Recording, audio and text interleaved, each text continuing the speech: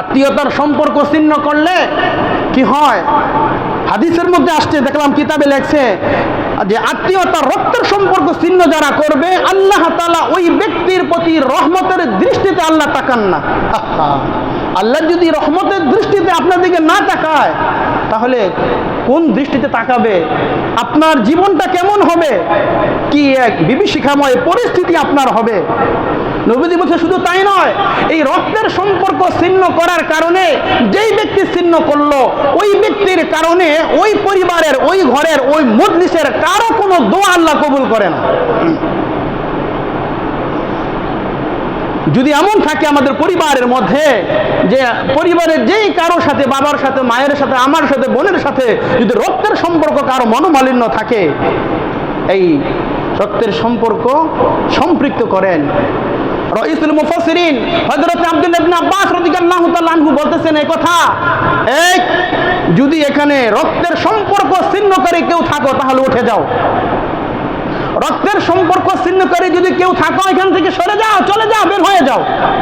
এখন দোয়া হবে তোমার কারণে, তোমার জন্য আমাদের কারো দোয়া আল্লাহ কবুল করবে না। ঠিক আছে?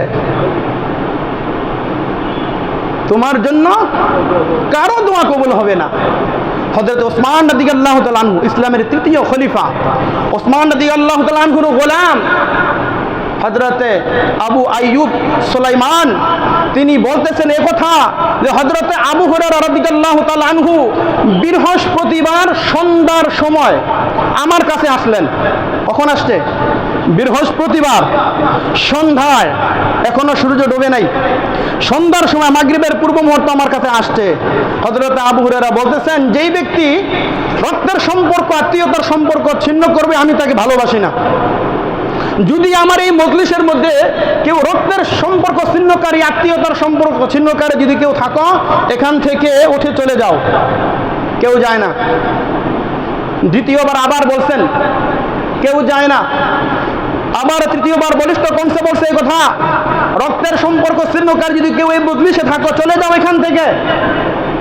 এক যুবক তখন উঠছে, এক যুবক উঠা তার ফুপির কাছে গেছে, যেই ফুপির সাথে দীর্ঘ 2 বছর পর্যন্ত সম্পর্ক ছিন্ন ছিল, তার সাথে কোনো কথাবার্তা হয়নি, বলেনি। ফুপি তাকে দেখে হঠাৎ করে বলতেছে, কি ব্যাপার ভাতিজা, দীর্ঘ 2 বছর পরে হঠাৎ করে আমার বাসায় তোমার আগমন, কি কারণ বলো তো? তখন এই আবু হুরায়রা রাদিয়াল্লাহু তাআলা আনহুর এই হাদিসের বর্ণনা তিনি শুনাইয়া দিলেন। ফুপি বলতেছে, তুমি আবু হুরায়রাকে গিয়ে জিজ্ঞাসা করবা তিনি কেন এই কথা বললেন। ফুপি বলতেছে, তুমি আবু হুরায়রাকে দিয়ে পাল্টা প্রশ্ন করো যে কেন তিনি এই কথা বলেছেন। আবু আইয়ুব আনসারী সুলাইমান তিনি আবু হুরায়রা রাদিয়াল্লাহু তাআলা আনহুকে প্রশ্ন করলেন, কেন আপনি আমাকে এই কথা বলছেন এই মজলিসের মধ্যে? তখন তিনি বলছে, শোনো আরে বেটা শোনো, আল্লাহ রাসূলের কাছে আমি শুনেছি আল্লাহ রাসূল বলছেন বনি আদমের সন্তানের, বনি আদমের সন্তান, আমাদের আদি পিতা আদম আলাইহিস সালাম, বলে আদমের সন্তানদের সমস্ত আমলকে আল্লাহ তাআলা বৃহস্পতিবার রাতে আল্লাহ তাআলার কাছে পেশ করে, আর ওই তাদের আমল নামা দেখে আল্লাহ তাআলা তাদের ওই আমল নামাকে আল্লাহ কবুল করেন শুধুমাত্র কেবলমাত্র রক্তের সম্পর্ক ছিন্নকারী, আত্মীয়তার সম্পর্ক ছিন্নকারী যেই ব্যক্তি, তার আমলকে আল্লাহ তাআলা ওই বৃহস্পতিবার তার আমলকে আল্লাহ কবুল করে না। তো কঠিন। আল্লাহ, প্রতি বৃহস্পতিবার এই উম্মতের আমলকে আল্লাহ তাআলার সামনে পেশ করা হয়। হাবিব ওই দিক দিয়ে বলে গেছে, আল্লাহ উম্মত তো ভালো খারাপ আমল করবে, আপনার কাছে আমল পেশ করার আগে যদি আমি হাবিবের কাছে আমার উম্মতের আমলটা একটু দেখাইতেন নজরানা হিসাবে, বড় হুজুরের কাছে বা যিনি প্রধান থাকেন শিক্ষা প্রতিষ্ঠানের কোনো বিষয় আসলে বলে আগে যিনি প্রধান থাকেন তার কাছে দেওয়ার আগে সহকারী শিক্ষক বা যারা দায়িত্বশীল আছে তারা দেখে বিষয়টা যে ঠিক আছে কিনা, এরপরে সামনে পেশ করে বলে আহকামুল হাকিমিন, আল্লাহ তাআলার কাছে তোমার আমল পেশ করা হবে। বলে আল্লাহ এর আগে একটু আমাকে নজরানা হিসাবে আমার উম্মতের আমলটা আমাকে একটু দেখায়। যখন হাবিবের কাছে পেশ করা হয়, তখন হাবিব যদি তার ভালো আমল দেখে তখন তার জন্য নেক দোয়া করে, আর যখন দেখে বদাখলাকি বদ্দিনী বদমেজাজি তার খারাপির দ্বারা তার এই পুরা সপ্তাহ তার ভরপুর, আল্লাহ রাসূল তখন ওই উম্মতের জন্য হেদায়েতের দোয়া করে। যাই হোক, বলতেছিলাম যে প্রতি বৃহস্পতিবার এই উম্মতের আমলকে আল্লাহ তাআলার কাছে পেশ করা হয়, সকলের আমলগুলা কবুল হয়, গ্রান্টেড হয়, কিন্তু শুধুমাত্র কেবলমাত্র আত্মীয়তার সম্পর্ক ছিন্নকারী, রক্তের সম্পর্ক ছিন্নকারী যারা হবে বলে তাদের আমলকে আল্লাহ কবুল করে না। কত কঠিন কথা। সর্বশেষ আল্লাহ রাসূল জানায়া দিছে, লা ইয়াদখুলুল জান্নাতা কাতি', আত্মীয়তার সম্পর্ক ছিন্নকারী জান্নাতে প্রবেশ করবে না। আত্মীয়তার সম্পর্ক ছিন্নকারী যারা থাকবে তারা জান্নাতে প্রবেশ করবে না।